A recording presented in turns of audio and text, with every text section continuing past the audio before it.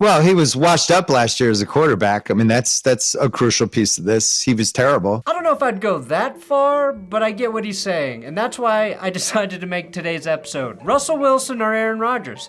I can't think of two quarterbacks who are more different on the personality spectrum. Okay, maybe Josh Allen and Mike Vick. As different as Russ and A-Rod might be, they both have non-negotiable, massive egos, also presented in strikingly different ways, which is part of the reason neither is on an NFL roster at the end of March, despite both quarterbacks finishing middle of the pack statistically in 2024. The Steelers, of course, had Russ on their roster last season. Russ recently had visits with the Giants and Browns, but no contract offers. Aaron Rodgers visited with the Steelers. That apparently went well, but the Steelers and Giants are seemingly waiting for Aaron Rodgers to make a decision before committing to a player like Russell Wilson. And the Giants may have opted for Jameis Winston over even considering Russ with the intention to draft a quarterback at pick number 3. Today, though, I want to answer why. Why are the Steelers hedging their bets on Aaron Rodgers over Russell Wilson, who played respectably for them last season, right? He knows the offense and had more success throwing to their new receiver DK Metcalf than any other quarterback in the history of the world. Was it losing 5 games in a row to close out the season? Does that turn you off Pittsburgh? You that much more excited about Rodgers, who went 2-6 to finish the season? Ugh. So the Jets will break their 5-game losing streak. Would the Steelers really be that much better with Rodgers over Russ in 2025? I'm not sold on that notion, and I say that as a football fan whose gut tells him Rodgers is the better quarterback. I think everyone assumes Rodgers is the better player even at age 41, and today I question my gut, which I have never done, even when my gut was producing unlimited diarrhea. We've got the sad truth about Aaron and Russ. Whew.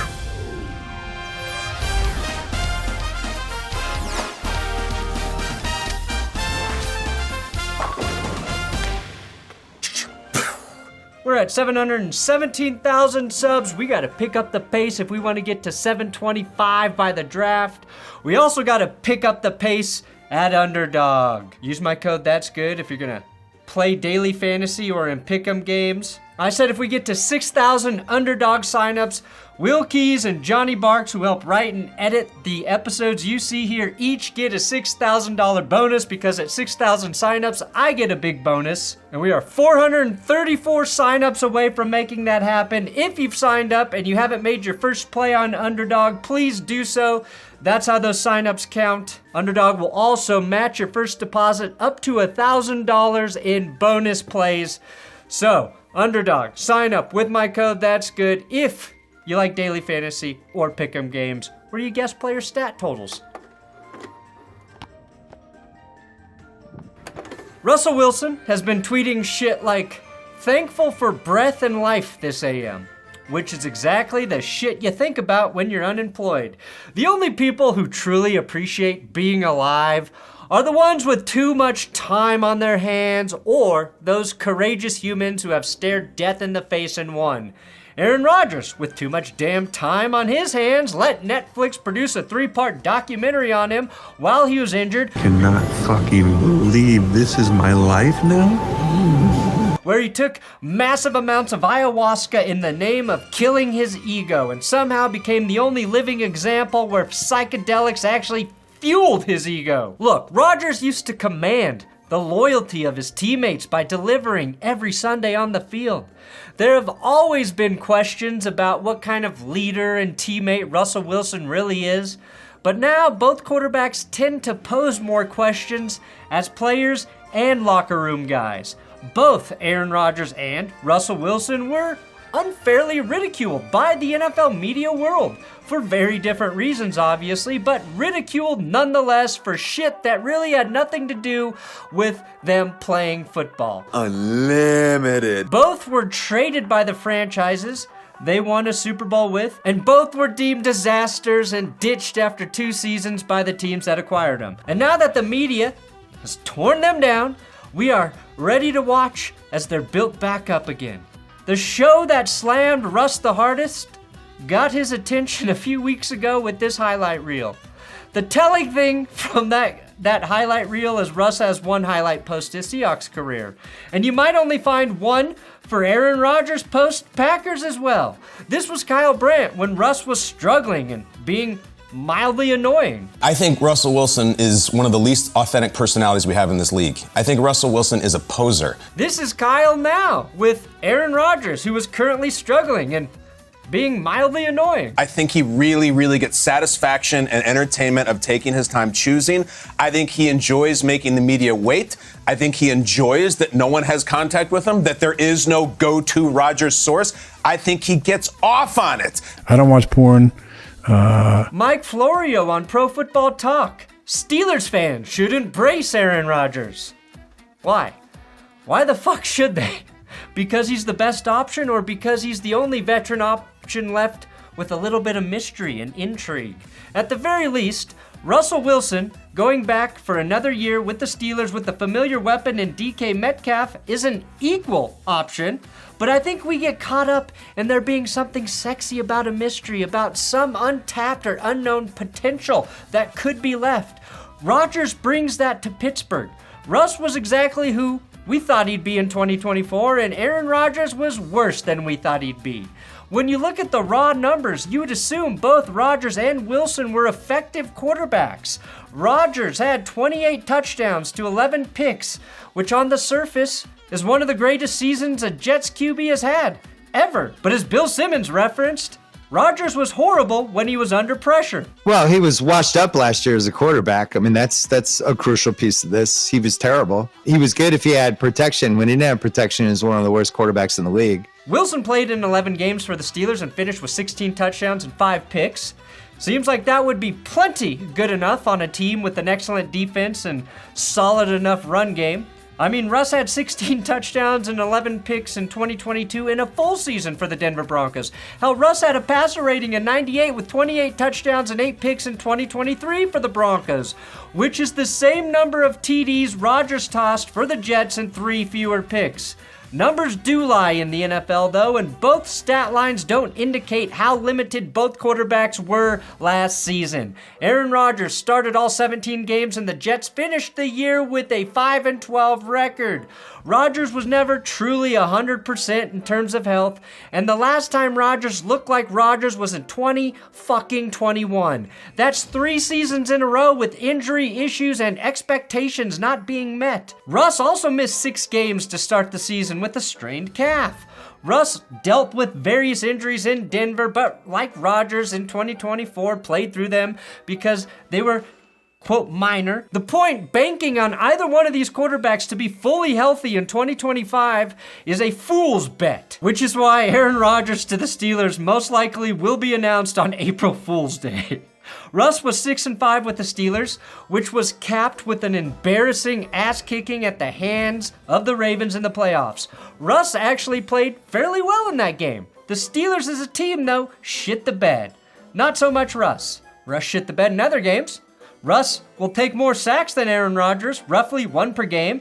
Russ has developed a fumbling problem. He lost 4 fumbles last season to Rodgers losing just 2, and Russ tends to cough it up when trying to make a play at the most crucial points in the game. Rodgers actually had a worse bad throw percentage than Russell Wilson in 2024. Russ had a slightly higher completion percentage and a better touchdown to interception ratio. Anytime one guy shows one statistical advantage over the other, it's negated in a different category. The point is, even with all of Russ's flaws as a player, which get mentioned far more frequently than any of Rodgers' current player flaws, they are very close player comps.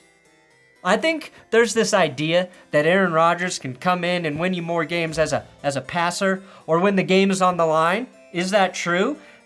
Not in my humble opinion. Week 4, the Jets lost to the Broncos when Bo Nix infamously finished the game with just 60 passing yards. What did Rodgers do with the game on the line? Well, trailing by just 1 point, he takes a sack on 3rd and 1 in the face of a blitz. He gets the ball back with over 2 minutes left and 3 timeouts. He then throws the ball to nobody on 3rd and 10 and takes another terrible sack as he does not identify a not-so-secret safety blitz.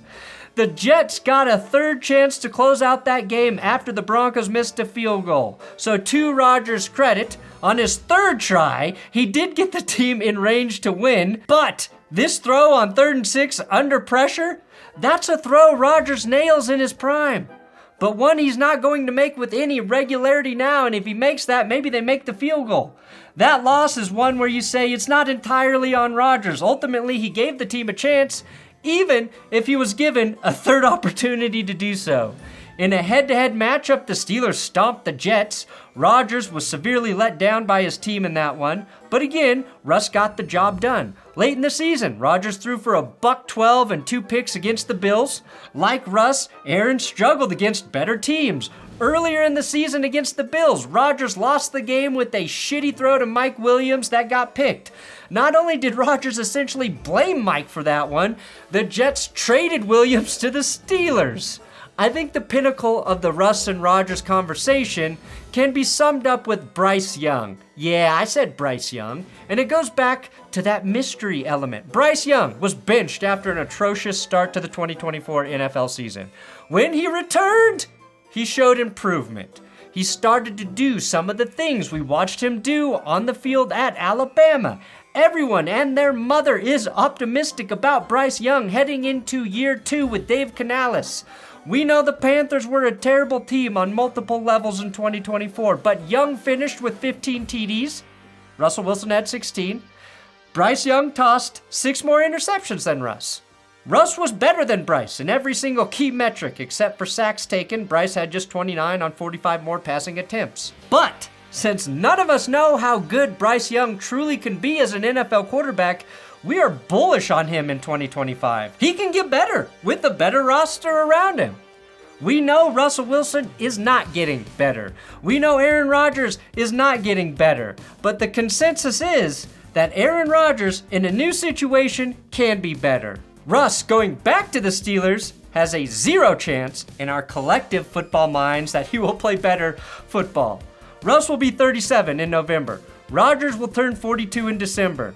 Right now, we have 3 NFL teams that believe Rodgers has more of an upside while being 5 years older and a more recent checkered injury history. And I think that idea is flawed. I think if you asked a football person who's going to be better next season, Bryce Young or Russell Wilson, they would say Bryce Young. Because yes, age is part of it. He is younger. And even though he didn't play as well as Russell Wilson last year, we still believe in his ceiling. We no longer even think of a ceiling with Russell Wilson. He isn't a shanty. He is underground. So the real reason the Giants, Steelers, and likely the Browns haven't taken Russ off the open market, Russ is willing, he's available, it's because Russ wants $20 to $30 million per year, per reports. I'm willing to bet Rodgers asking for something similar, but Russell Wilson at this point in his career asking for $20 to $30 million to essentially be a bridge QB is ridiculous. After all the complimentary things I have said about Russ today, what I know for sure is Russ does not elevate a team's roster to a contender level. He actually keeps it about the same. Hence the one-and-done season for the Pittsburgh Steelers. Aaron Rodgers made the Jets worse. He made them worse. They won more games with Zach fucking Wilson 2 years ago. Wish somebody would've told me, babe. Sorry, 2 years in a row. That someday these would be the good old days. The 2024 Jets are a case study of the detriment that man can be to a roster. While firing Robert Saleh after a handful of games may have been Woody Johnson's decision, he got to that point because the team was severely underachieving the expectations that were set when they traded for Aaron Rodgers. And let's not let Aaron Rodgers tell us he was surprised by the Robert Saleh firing. Russ and Rodgers have a history of meddling behind the scenes as well, and it's never actually worked out in their favor. The Steelers know who Russ is, and they are more intrigued by the unknown of Aaron Rodgers than rolling the dice with Russ again. And if Russell Wilson was truly humbled, he'd be asking for a deal that's a little bit closer to the one Daniel Jones received from the Colts. A $14.5 million deal that can see an additional $3.7 million added through performance incentives. Russ has $305 million in career earnings, and he's still greedy. He's greedy, Kirk Cousins is greedy, and Aaron Rodgers is greedy. And none of them realize they are not the same player they once were. Greed works. Greed clarifies, cuts through, and captures. In fact, Daniel Jones has won a playoff game more recently than Aaron Rodgers and Russell Wilson. And honestly, the truth, both Rodgers and Wilson should just retire because it's starting to get sad. And not just a good cry sad, but I just found out my great-grandma has cancer sad. Rodgers is a lock for the Hall of Fame. He's won 4 MVPs and he's got some of the best pure passing stats of all time. He's got some of the best pure fucking throws of all time. It seems to me that he's chasing another Super Bowl because why else would he come back at 41? He's not going to pad any numbers, but he's been riding that 2010 high for almost a decade and a half. And he knows he's too good of a quarterback to only retire with 1 ring, which is understandable because he was too good to only have 1. But the fates have spoken and at least you have that first ring. Russ, I think, is the opposite in a lot of ways. He wants the MVP. He wants to keep padding the personal resume. He got his Super Bowl so early that his career has been moving in reverse, even though he finds a way in almost every single game to wow us with 1 spectacular moon ball. When you check that championship box too early, all that's left is to win awards and be personally vindicated. I think Russ still cares about winning, but he's too careful about not throwing interceptions and putting up bad numbers that it actually hamstrings his team. It's like the Seahawks won in 2013 and Russ was upset that the defense got too much of the credit, that he had to seek personal glory to prove he was crucial to that team. And that was only exacerbated a year later when he threw the goal line interception to Malcolm Butler. Russ was a Hall of Famer in 2022, but he's only dampened his qualifications in the years since. Go Broncos country. Let's ride, baby. Even at 5 years apart in age, Russ and Rodgers are at the exact same point in their career. Outside maybe the money Russ wants, the Steelers, the Giants, possibly the Browns value Rodgers more because I don't watch porn. Be able to tap into that divine feminine. He's a traditional pocket passer. This comes down to money and style of play. Even if all of the shit I pointed out today is true, if you want to play quarterback well past the time your DNA intends, it's to be able to win from the pocket. Russ can't do that. Rodgers is selfish in a different way, right? We accept he can win by throwing, but it's not nearly as true as it used to be. Breece Hall got just 209 carries last season. He rushed for fewer yards than when Zach Wilson was the quarterback, and he caught 19 fewer passes with Rodgers. And make no mistake, that was Aaron Rodgers' offense running the show.